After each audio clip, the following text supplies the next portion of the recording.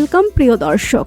৯ দশকের শেষের দিকে এবং ২০০০ দশকের শুরুতে ঢাকাই চলচ্চিত্রে যে কজন গ্ল্যামার্স ও সম্ভাবনাময়ী নায়িকা এসেছিলেন তাদের মধ্যে অন্যতম হলেন রত্না কবির সুইটি, যিনি পর্দায় শুধু রত্না নামেই দর্শক হৃদয়ে জায়গা করে নিয়েছিলেন। কাজী হায়াত পরিচালিত ইতিহাস সিনেমা দিয়ে যিনি রাতারাতি তারকা বনে যান, কিন্তু সময়ের স্রোতে একসময় রূপালী পর্দা থেকে আড়ালে চলে যান এই গুণী অভিনেত্রী। কিন্তু কেন তা অনেকেরই অজানা। ঢাকাই চলচ্চিত্রের এই জনপ্রিয় নায়িকা রত্না বর্তমানে কেমন আছেন, কি করছেন, কিভাবে দিন কাটছে তার জানলে চমকে যাবেন আপনিও। তো বন্ধুরা, নায়িকা রত্না সম্পর্কে বিস্তারিত জানতে ভিডিওটি না টেনে শেষ পর্যন্ত দেখতে থাকুন। আর আপনি যদি আমাদের চ্যানেলে নতুন হয়ে থাকেন তাহলে এখনই ভিডিওটিতে একটি লাইক দিন এবং চ্যানেলটি সাবস্ক্রাইব করুন, কেননা দেশ বিদেশের সব খবর এখানেই রয়েছে। ঢাকাই চলচ্চিত্রের ইতিহাসে অনেক তারকাই এসেছেন যারা নিজেদের অভিনয় আর সৌন্দর্য দিয়ে দর্শকদের মনে চিরস্থায়ী আসন করে নিয়েছেন। তাদেরই একজন রত্না কবির সুইটি, যিনি রূপালী পর্দায় রত্না নামে সমধিক পরিচিত।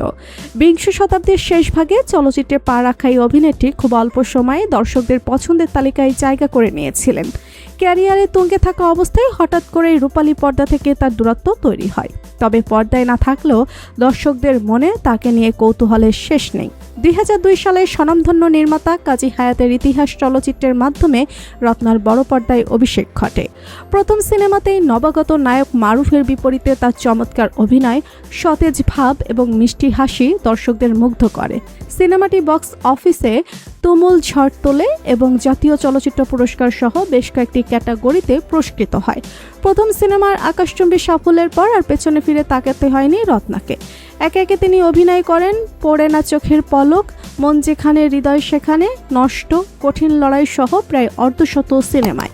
শাকিব খান, ফেরদাউস, মারুফ সহ তৎকালীন শীর্ষ নায়কদের সাথে জুটি বেঁধে উপহার দেন বেশ কিছু ব্যবসা সফল সিনেমা। তার সাবলীল অভিনয় তাকে বাণিজ্যিক ধারার চলচ্চিত্রের অন্যতম নির্ভরযোগ্য নায়িকায় পরিণত করেছিল। অনেকেই হয়তো জানেন না, রত্না শুধু অভিনয়ের মাঠেই পারদর্শী ছিলেন না, পড়াশোনাতেও ছিলেন ভীষণ মেধাবী। চলচ্চিত্র অঙ্গনের প্রচণ্ড কর্মব্যস্ততার মাঝেই তিনি তার পড়াশোনা নিয়মিত চালিয়ে যান। তিনি জগন্নাথ বিশ্ববিদ্যালয় থেকে সমাজকর্ম বিষয়ে সফলতার সাথে অনার্স ও মাস্টার্স সম্পন্ন করেন। পরবর্তীতে তিনি আইন বিষয়ে উচ্চতর ডিগ্রি LLB অর্জন করেন।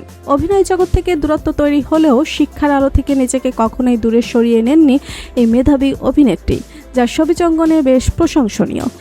ক্যারিয়ার যখন মধ্য গগনে, তখনই বাংলাদেশের চলচ্চিত্র শিল্পে এক ধরনের অস্থিরতা ও অশ্লীলতার আগ্রাসন শুরু হয়।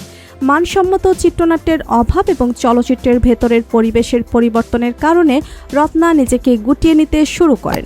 একজন রুচিশীল অভিনেত্রী হিসেবে তিনি সস্তা বা মানহীন কাজ করার চেয়ে পর্দার আড়ালে চলে যাওয়াকে শ্রেয় মনে করেছিলেন। রূপালী জগতের চাকচিক্য আর ক্যামেরার ফ্ল্যাশলাইটকে বিদায় জানিয়ে রত্না এখন পুরোদস্তুর সংসারী। ২০১৪ সালে তিনি বিবাহ বন্ধনে আবদ্ধ হন জুনিয়র খোকন নামের একজন সফল ব্যবসায়ীর সাথে। বিয়ের পর তাদের কোল আলো করে আসে ফুটফুটে সন্তান। বর্তমানে স্বামী এবং সন্তানকে নিয়েই রত্নার পুরো পৃথিবী আবর্তিত হচ্ছে। মিডিয়ার আলো থেকে দূরে থেকে একজন সাধারণ গৃহিণী ও মা হিসেবে তিনি অত্যন্ত সুখী এবং শান্তিময় জীবন পার করছেন। তবে একদম যে যোগাযোগ নেই তা কিন্তু নয়। মাঝে মাঝে চলচ্চিত্র শিল্পী সমিতির বিভিন্ন অনুষ্ঠান বা সহকর্মীদের বিশেষ আয়োজনে তাকে দেখা যায়। এছাড়াও নিজের কিছু পারিবারিক ব্যবসা ও সমাজসেবামূলক কাজের সাথেও তিনি নীরবে যুক্ত আছেন। লাইমলাইটে না থাকলেও নিজের বর্তমান পারিবারিক জীবন নিয়ে তিনি ভীষণ তৃপ্ত।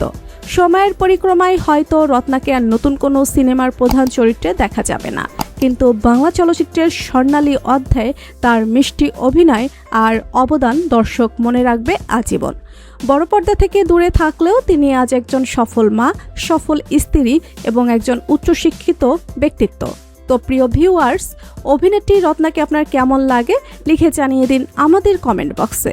ভিডিওটি ভালো লাগলে একটি লাইক, কমেন্ট ও বন্ধুদের মাঝে শেয়ার করতে ভুলবেন না। আর আপনি যদি আমাদের চ্যানেলে নতুন হয়ে থাকেন তাহলে সাবস্ক্রাইব করে বেল আইকনটি বাজিয়ে দিন। ধন্যবাদ সবাইকে।